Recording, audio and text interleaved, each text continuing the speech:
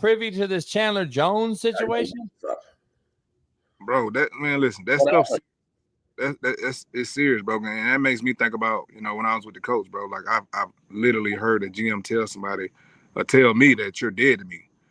And it's just like, bro, how can you tell somebody that you trade for? And I've heard them tell LaRon Landry that, and it was just like, bro, how can we even play for this guy? Like that makes you look at football different, bro. Like the mental health in that stuff, bro, is serious. And down to, like, they don't take that shit serious enough, and they think they can just pay you, you're gonna shut the hell up. And that's not it, especially these days when you got social media and it's a whole movement on cyberbullying and all this other shit, and you can get it out there, and we're gonna make your ass pay. You're gonna sit up here and talk shit me, or make me feel a certain type of way. And this man has went to like mental hospital, and now it's just like, bro, like, I get it. You got to be coached tough, but it's certain shit that you don't do. Because I had to tell my GM, like, bro, I'm gonna tell you like this. Where I'm from, that means one or two things. And hey, you talking about my life now. You get what I'm saying? And I got kids back at home. And so I get it. You can mother F a person all day. You can call them slap dicks all day. But it's certain shit, JB, you just know, like I know, that you're not going to do, especially talking to one of these kids that ain't had shit in life. And that some shit, like they all, you know what I'm saying? So you got I don't know if you've seen he's trending right now on Twitter. He's crying on social media. He's making allegations that Josh McDaniels had Aaron Hernandez killed in jail. And all that. It's all kind of shit going on right now. I think he's kind of like, it's bad right now. I hope he gets help, T's and P's, because the motherfucker is bad on social media right now. He's out in Vegas, and everybody's just like going crazy on him right now on social media. I think all the mainstream media is now getting involved with them, from what I'm seeing on the TikTok. Oh, they had like some people like on the security or whoever, like they had him on suicide watch over his last few weeks. Look, I want to elaborate on this a little bit because I know Josh really well. Not really well, but I played for him. And it was, 10, 12 years ago, but still, it's pretty much the same shit. Look, I'm Team Chandler Jones here, bro, 100%. There's no fucking way you're going to get me to believe that Josh McDaniels is the nice guy here and he didn't do something or say something or constantly ride this man into the hole that he's in right now. Period. Like, Josh McDaniels is a piece of shit. He is not a good person. Period. All right? And I'm just going to be real right now. I'm going to tell you a story that is not a story. This is my life, and it crushed me. It was the last time I ever walked in an NFL facility. It was the most disrespectful moment of my life, and I'm lucky that I had self-control, and he's lucky I was on crutches. Okay? So in 2011, I think, I got hurt off the field really bad with the Broncos. Okay? My best friend at the time, Justin Bannon, we were on a golf course, and Justin's in prison now for 20 years for a bunch of other shit. But we're on a golf course. Swanee Paxton was out there. They're going downhill. You know the story. He hit me going about 50 miles an hour, fucked me up real bad. And I never got to play again. Like, it was the reason I had to retire. So I'm in the training room 2 days later, and I'm trying to like rehab because at that point I'm sitting there like, okay, I need to come back from this. I had 9 injury waivers I had to sign, but it is what it is. Josh McDaniels' little bitch ass walks into the training room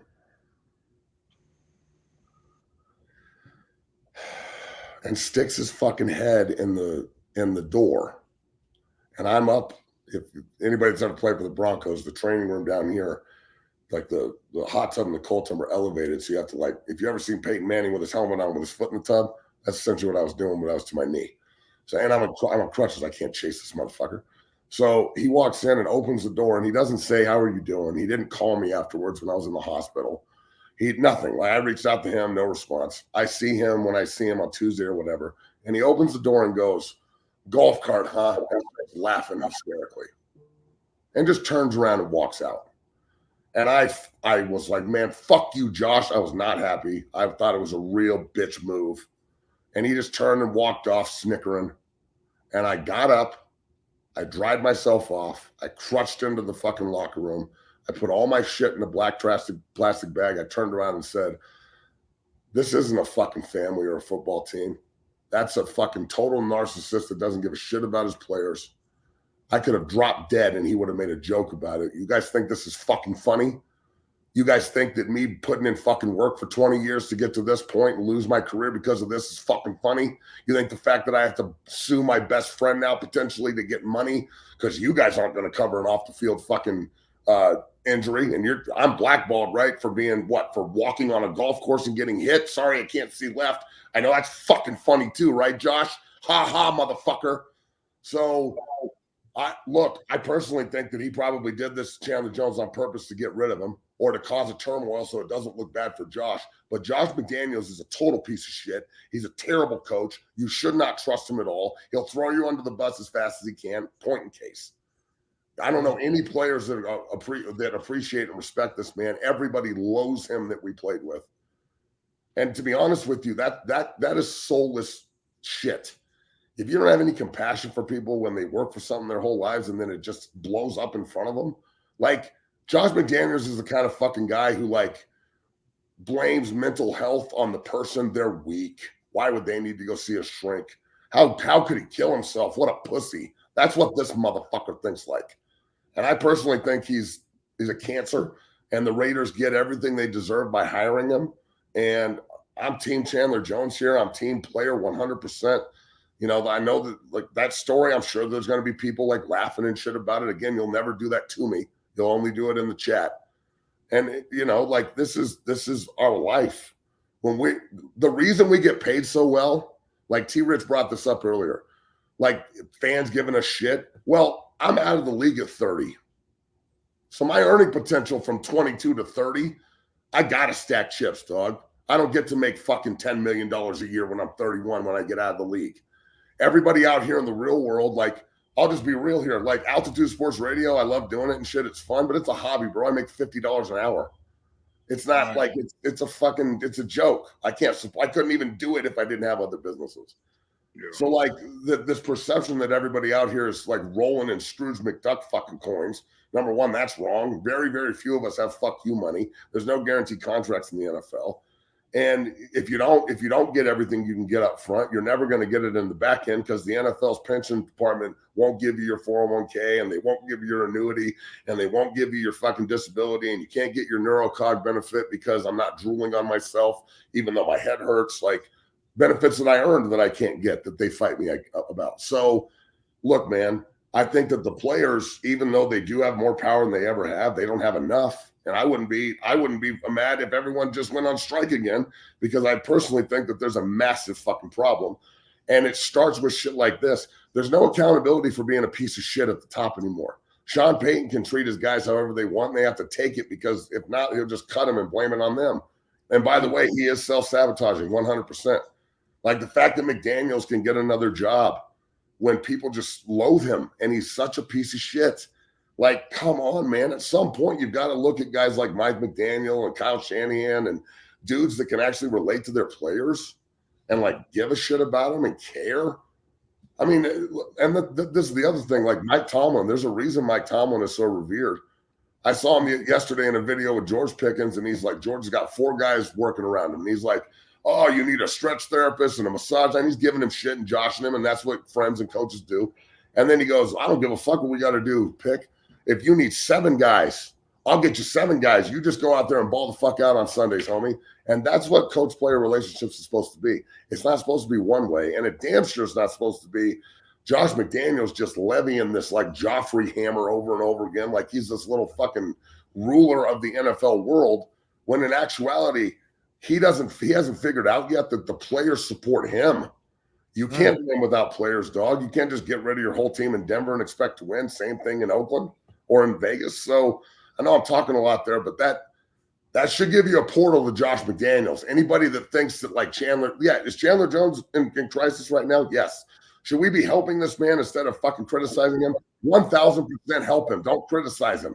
And anybody that has the fucking audacity to criticize mental health and the ability to go get help and the ability to say you need help, you're the fucking problem, you bitch. You're the one that's actually fucking fucked up in the head, not the person that's asking for help.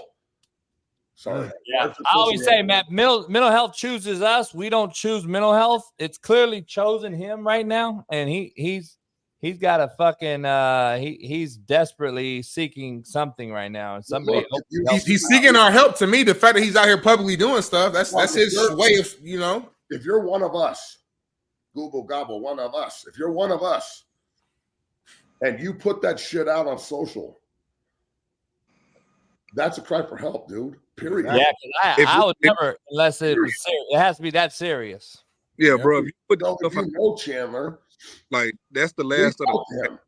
Yeah, that's the last of the last. You put that shit on social media, bro. Especially like us, like as men, as right. You know, been told your whole life, you know, don't be soft and all this other stuff, right?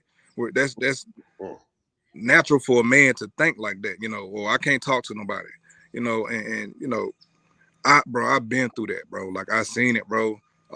IGM, bro. Like he put us through so much bullshit. Hell. Bro, and I lost the love of the game. I didn't want to play ball no more. My biggest dream became my biggest nightmare. So and that's like T. What were you, the third pick? Third pick, bro. I don't think people understand the amount of people in the NFL that are like. Have you ever been around somebody or been in a relationship with somebody that sucks the positivity out of you all the time? And there doesn't matter what's going on. It's always just like it's just the toxic all the time. It doesn't matter what you do. What happened 5 months ago is what's happening right now. It doesn't matter. You can't move forward. It's always negative, and that's the way they try and like motivate. Well, God damn it, that happens in the NFL so much, bro. Kids come in and they've got a zeal for the game and a zest, and they love it, and they get their first check, and it's all good. And like one bad thing's happen, or you fumble, or you fucking miss a block, or you get in trouble, and then all of a sudden the narrative flips, and all of a sudden the people that were supporting you are all of a sudden taking shits on you. And it's easy for a young guy to go, well, what the fuck, man? You just told me you love me and I was part of this family. It's hard when you get to the league, and I was undrafted, but I can only imagine how T will respond to this. When you get to the league and you buy into this football is family bullshit, and then you figure it out real fast that it's all just cutthroat business, it takes a part of the game that you love from you, in my opinion.